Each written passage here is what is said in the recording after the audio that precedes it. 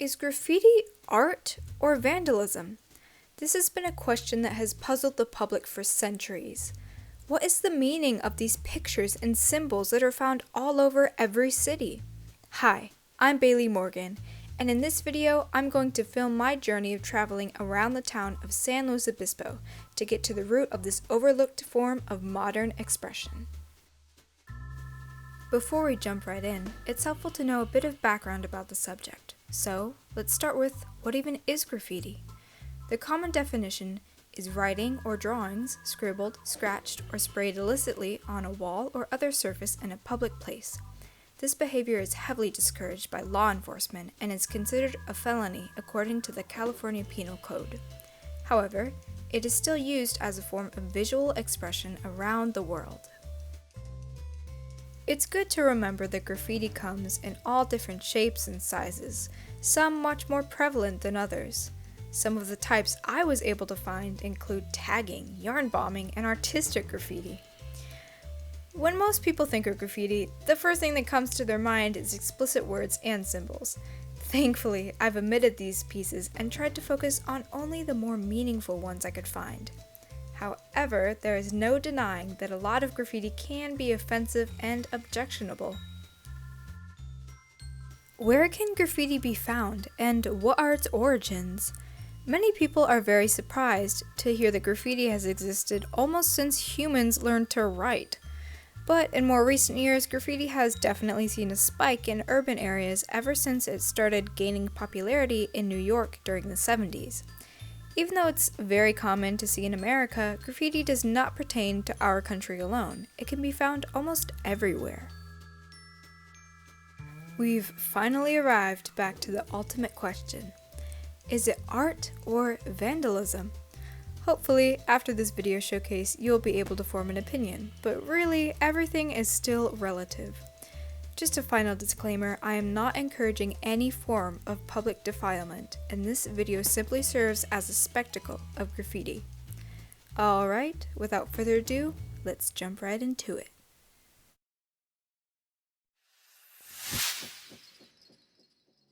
This was the first day that I was on the hunt to find some graffiti, so I decided that I would check out one of the places that I knew was right in my neighborhood.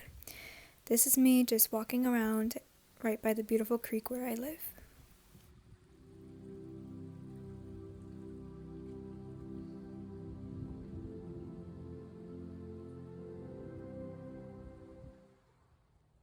I saw some beautiful flowers on the way to the trail, and it became soon apparent that there were people who were recently there.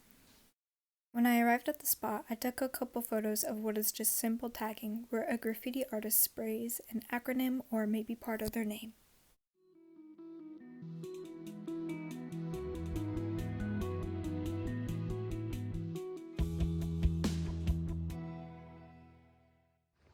Here I was walking to the next spot that I knew, and there are just some outlines of teenagers, and it's honestly a lot of amateur art, but some of it is kind of funny. It's all part of the experience.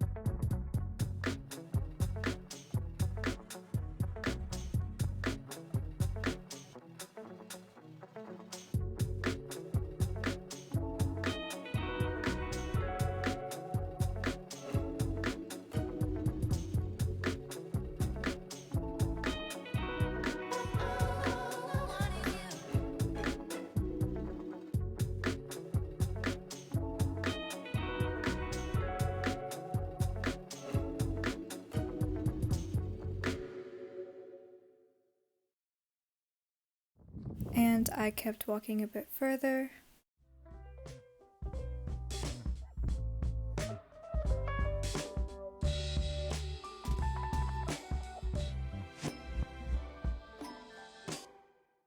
And this is where I decided I would finish up for the day and head home.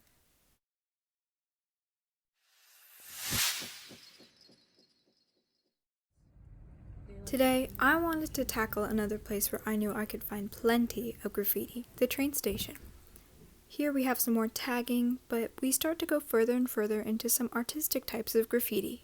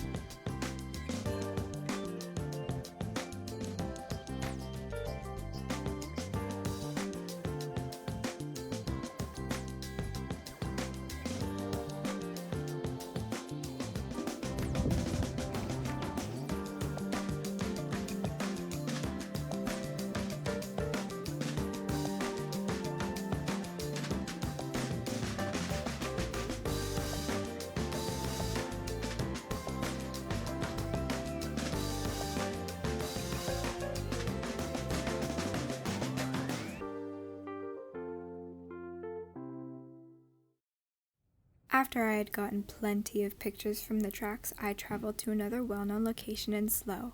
Most people know it as Bubblegum Alley. The history of Bubblegum Alley is a little sketchy, but a lot of people think that it started with a rivalry between Cal Poly students and SLO High students. And yes, this gum wall is a form of graffiti.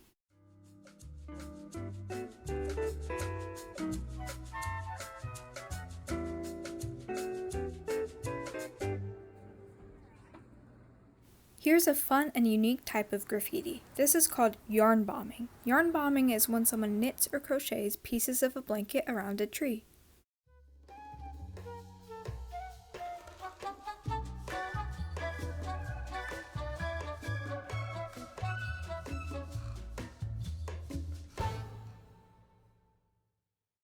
Wow.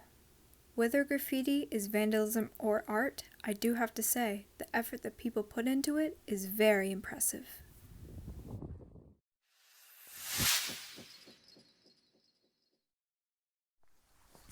Okay, I have to be completely honest. I stumbled upon this place purely by chance while I was taking a walk. I honestly did not expect to find anything, but I found some really great pieces. Because the tunnel was flooded, I had to throw on some boots and trudge in, but it was totally worth it. There's tadpoles in here.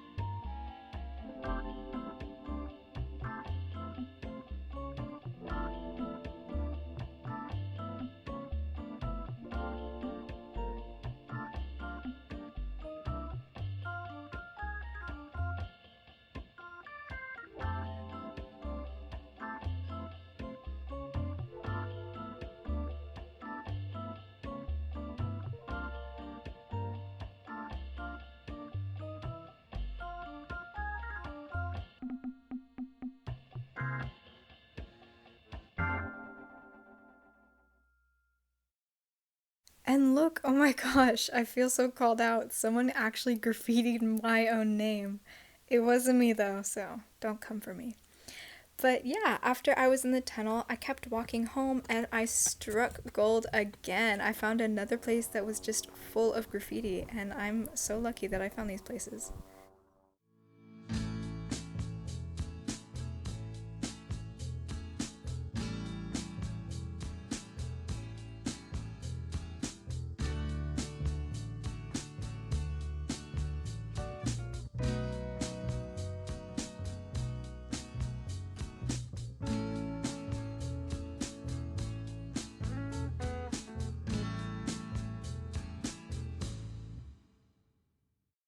And that's it for day 3.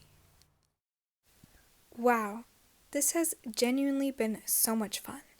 I learned so much about something so unique yet so overlooked.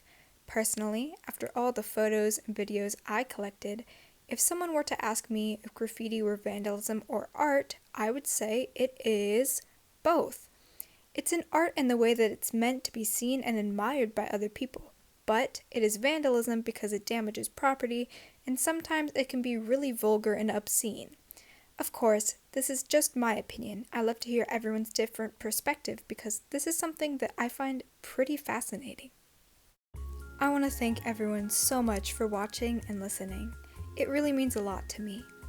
Have a great day, stay safe, and don't be afraid to express yourself. Bye!